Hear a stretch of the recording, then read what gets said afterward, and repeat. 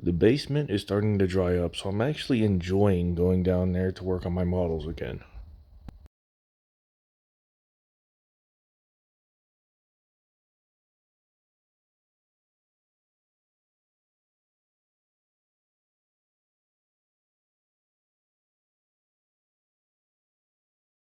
With this being an older kit, it's got quite a lot of flash and a little bit of mold shift, especially on these two engine halves. Now that is easy enough to fix. All I do is take the flat part of this nail file here and just sand everything smooth. The idea here is to not remove material. All we want to do is just make it flat so these two pieces made up together perfectly.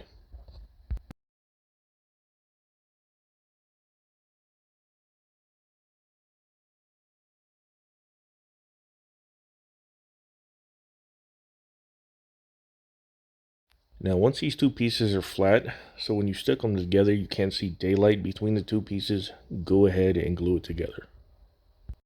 Now I am using the Tamiya extra thin because it does not immediately set, so I got a little bit of time to kind of shift the two parts around to get the best alignment. Now these are warped like I mentioned earlier, so I had to use some clamps on them. And after it's had about an hour to dry, same thing as earlier, smooth out all the seams. Again, the idea is to not remove material, but instead just to make everything flat.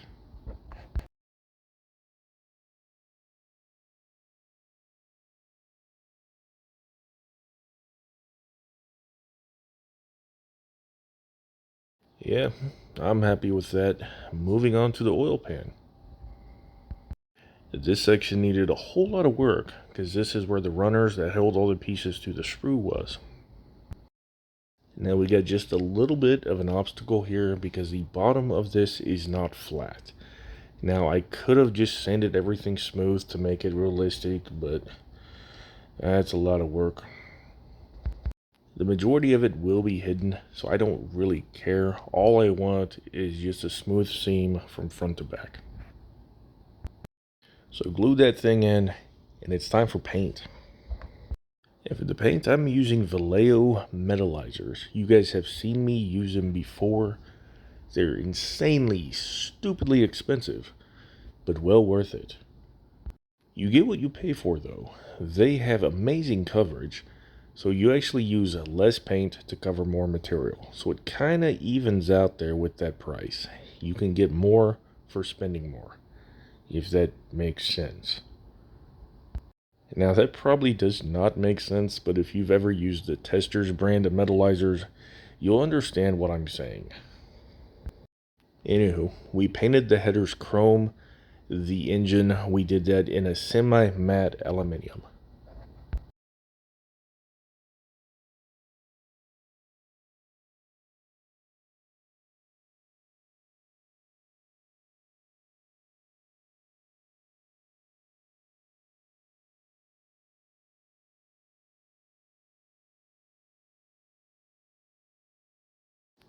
Now I did kind of jump into this all way too quickly. I forgot to drill my plug wires because this thing is going to be wired, as you probably saw in the preview photo. Yeah, I kind of spoil my own surprises sometimes. I am masking this off because I want this to remain white, because later on I'm going to paint it purple to simulate a Canon style air filter. So after a lot more masking and painting later on, I'm just going to hit that with some leftover purple from splash paints. As I had mentioned earlier, this thing is going to be wired, it's going to be plumbed. What I'm doing now is I'm drilling out the bungs for the fuel injectors. I also scrubbed out the runners on the center of the intake because that is where the wiring harness comes up through. More on that later, because I have some projects that I want to try. Now I have seen and used a lot of different methods to paint the raised edges on these intakes. I'm going to try something new. I'm going to roll it on like a paint roller. Now none of the raised edges are the same height, otherwise this would have worked perfectly. I'm just playing the quote-unquote real card here and reminding myself this truck is 26 years old, so it's not going to be perfect. Now off camera, I cut off that stupid, hideous overflow reservoir that was on the intake for whatever reason. I didn't like it. It looks better without it. And then I painted everything in a semi-gloss black. Tamiya X18, if I remember right. The purple color on a Canon air filter is not uniform, so to simulate that, I kind of splotched on and painted very uneven portions of purple. So let's talk about those fuel injector bungs I drilled out. What I done is I took some little bitty wire and stripped half of the casing off of them.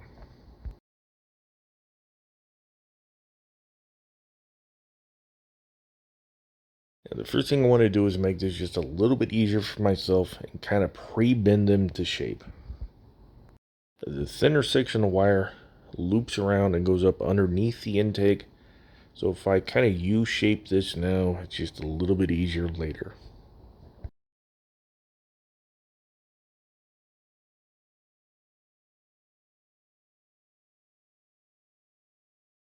What I am doing though is I'm sticking that wire, oh damn it. What I'm doing is I'm sticking the wire all the way down and leaving just a little bit of it proud, so it kind of looks like a fuel injector. Now if you're familiar with Vipers at all, especially the first gens, you'll recognize these low pro Jetronic style fuel injectors. This is easy to simulate because they do not have a traditional fuel rail like modern fuel injection. I cut these really kind of long just so I'd have a lot of playroom to get them right.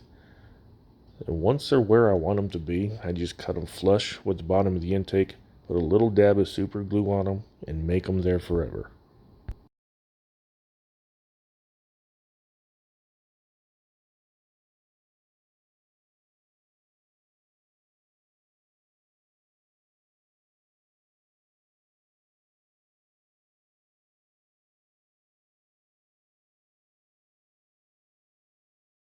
Now I do have to admit something. In my life, I have been accused of being an idiot more than once. A plain example of that is, I only made 8 of these, and we're working with a V10, so I gotta make 2 more to get them back injectors. With those done though, all we gotta do is the PVC plumbing and the throttle cables. It's all the same thing though, drill some wire, stick some holes in it. Right? Does that sound right? And you new people may be kind of curious. For all my wiring, I use the same stuff. 28 gauge wire wrapping wire. You'll know it's the good stuff because it's got the word wire in the title twice. To get a layout of where I want these plug wires to go, I glued the headers in place, ran them around to the back of the intake, and then just cut them off. On these first gen Vipers, they had the coil packs mounted to the back of the engine under the intake, where it's extremely hot. I am not going to go all out and make coil packs. Instead, what I'm going to do is I'm just going to stuff them under the intake once everything is assembled.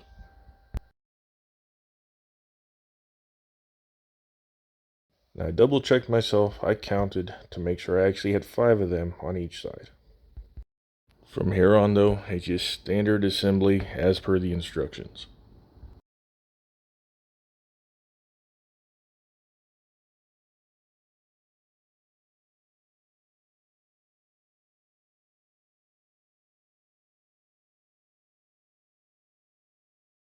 I did want to mount this first before I mounted the intake. When I scribed the runners on the intake, the mounting pin in the very center there, we had to lose that. So this timing cover assembly, we're going to be using that to locate our intake. Since we will be moving the intake around just to get it perfect, I'm going to be using this slow setting plastic cement.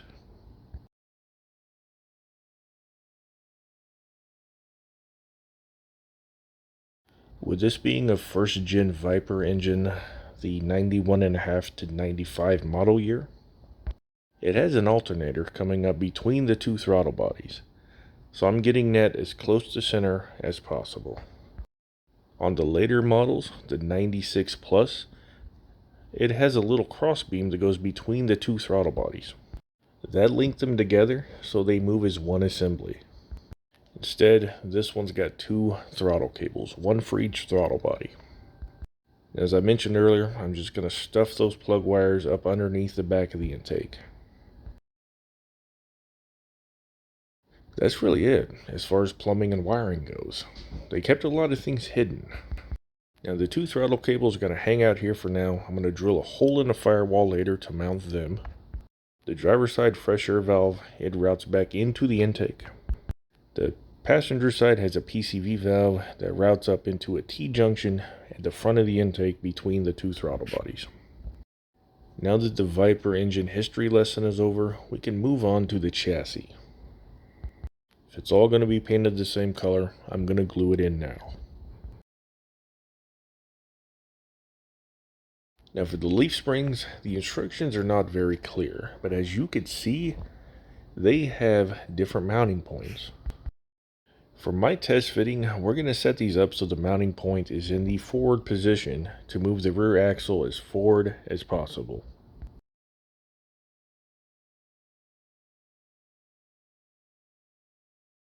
These also mount to the chassis kind of weird. We got to flip this over because they mount in from the top. If you remember any unboxing, I was talking about how I wanted to lower this. That's not going to go any lower. The differential's already going to be touching the bottom of the bed. Speaking of the bottom side of the cab and the bed, they're going to be visible through the chassis. They are painted body color. So while I had some more of that paint out, I went ahead and painted the bottom of the interior tub. That's for the next video, stay tuned. As you probably saw in the chassis earlier, I had some sections masked off. Now off camera, I just painted everything on the chassis flat black. Hardware store, flat black. Then I did just a bit more masking, and everything that's going to be related to the cab, the fender wells, and the bottom side, we're going to paint that body color. Any of you that have ever been under a vehicle, you'll know that the clear coat actually does not make its way to the bottom of the vehicle. So I'm going to do the same thing. I'm just going to shoot it in just raw base coat. Now it's not very durable, so I don't know how long it's going to last. Now I'm hoping it's going to hold out just long enough to get the photos done at the end once it's all assembled. Hopefully longer, but well, we'll see.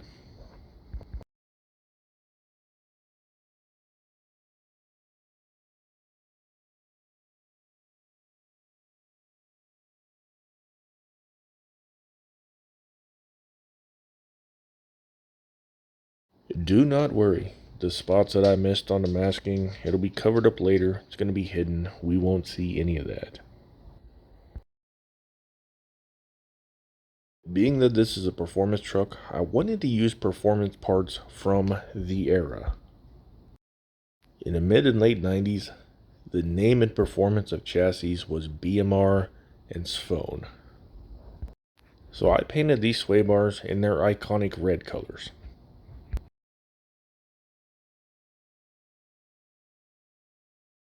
Oh man, we're at the engine already.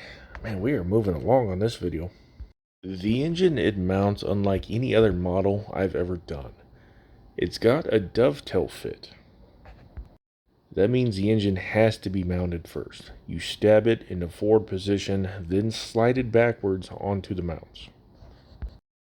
Here is a kind of a closer look at that dovetail joint. Not a joint, this isn't a woodworking project. The dovetail fitment.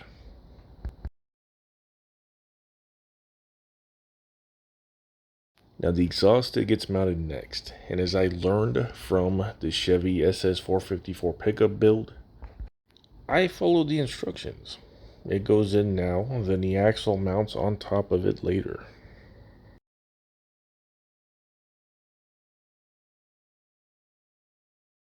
And this exhaust assembly has like 7 mounting points, so it's real hard to get it wrong and make it crooked.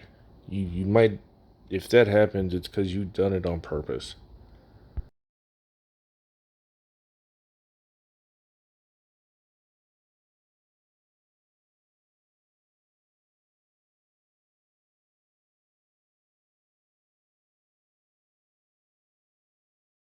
Do yourself a favor and install this upper radiator hose now. Leave it loose with a friction fit so you can swing it into place. Oh man, this glue is not dry. You're going to want to install this now so you can swing it behind the engine, then glue it in place.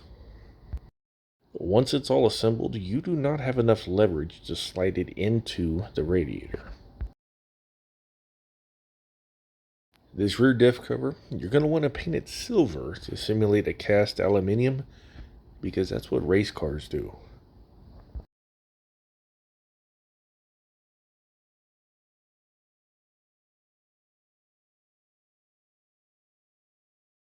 Going back to the Vallejo metallizers, the drive shaft was painted in white aluminium.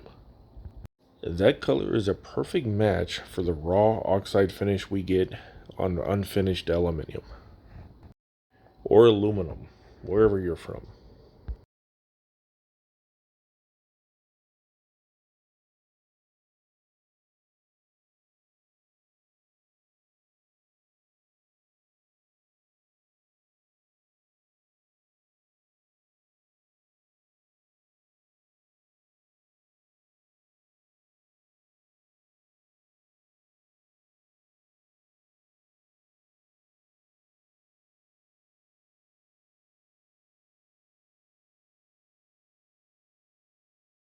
Now the shocks, they're kind of a pain to install, but if you put a little dab of, to me, extra thin, it'll essentially tack it in place so you could position it. From here on out though, I just use some Tamiya panel line accent just to add a little bit of weathering. Remember, this is a 26-year-old truck that's probably been sitting in a showroom somewhere. So my weathering idea here is to show a sense of age and not so much wear and tear. And I don't know where the video went to me installing that rear sway bar. I remember pointing things out on it because it mounts weird. I don't know where the footage went. And photos. That must mean this video's over. So let me know what you think, guys. Comment. I read every one of them, and I respond to every one of them. It's not that difficult, actually, since only like 15 of you actually comment on these videos. That's it, though, guys. The only thing I'm going to humbly request is to share this. Get more people involved in model car building.